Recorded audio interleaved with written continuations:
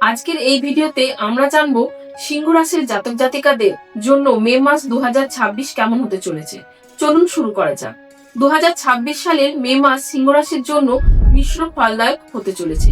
মাসের শুরুতে আপনার আত্মবিশ্বাস থাকবে তুঙ্গে এবং সৃজনশীল কাজে আপনি বিশেষ সাফল্য অর্জন করতে পারবেন। কর্মক্ষেত্রে নতুন সুযোগ বা পদোন্নতির সম্ভাবনা তৈরি হবে, তবে তার সঙ্গে দায়িত্বও বাড়বে। তাই সবকিছু সামলাতে আপনাকে পরিকল্পিতভাবে এগোতে হবে। আর্থিক বিষয়ে বড় কোনো সিদ্ধান্ত নেওয়ার আগে অভিজ্ঞদের পরামর্শ নেওয়া জরুরি। পারিবারিক জীবনে সামান্য টানাপোড়েন থাকলেও তা আলোচনার মাধ্যমে মিটে যাবে। স্বাস্থ্য নিয়েও সতর্ক থাকতে হবে, বিশেষ করে হাড় ও স্নায়ু সংক্রান্ত সমস্যার দিকে নজর দিন। এবার আমরা আলোচনা করব গ্রহ ও নক্ষত্রের সঞ্চার ও তার পরিবর্তনের প্রভাব। গ্রহের অবস্থান এই মাসে গুরুত্বপূর্ণ প্রভাব ফেলবে। সূর্যের প্রভাবে কর্মক্ষেত্রে আপনার সম্মান ও প্রভাব বৃদ্ধি পাবে এবং ঊর্ধ্বতন কর্তৃপক্ষের সমর্থন পাবেন।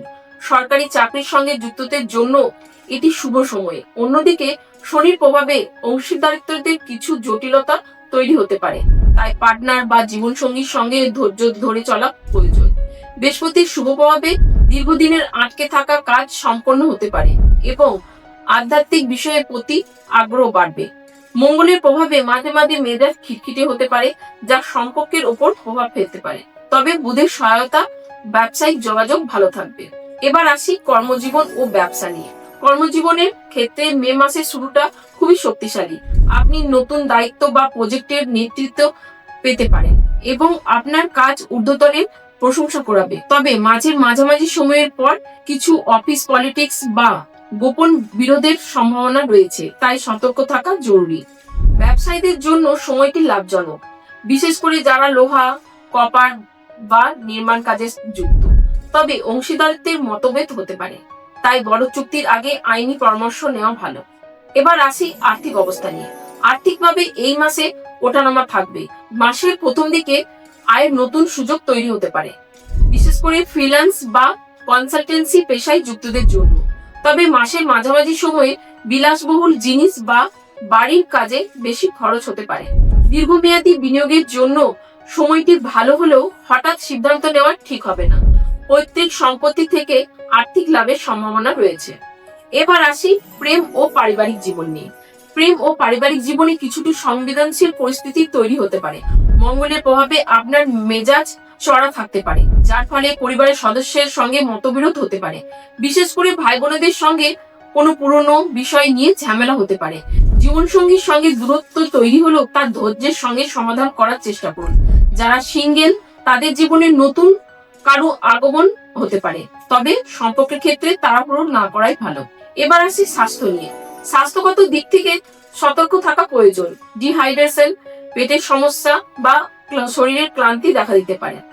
এছাড়া হাড় বা জয়েন্টের ব্যথার সম্ভাবনা রয়েছে, তবে নিয়মিত খাবার গ্রহণ এবং পর্যাপ্ত বিশ্রাম খুবই জরুরি।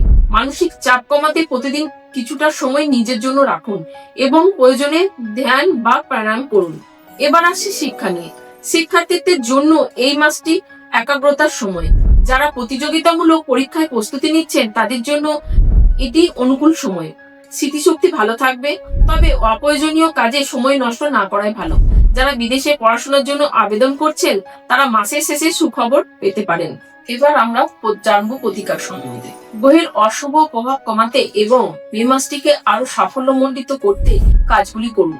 প্রতিদিন সূর্যোদয়ের সময়ে তামা বা কাঁসা পাত্রে লাল ফুল ও চন্দন দিয়ে অর্ঘ্য দান করুন।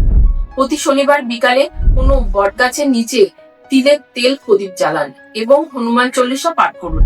এটি আপনার ব্যবসায়িক ও দাম্পত্যের জটিলতা কমাবে। বুধবার কোনো অনাথ আশ্রমে অভাবী শিশুকে শিক্ষা সামগ্রী, বই, কলম দান করুন।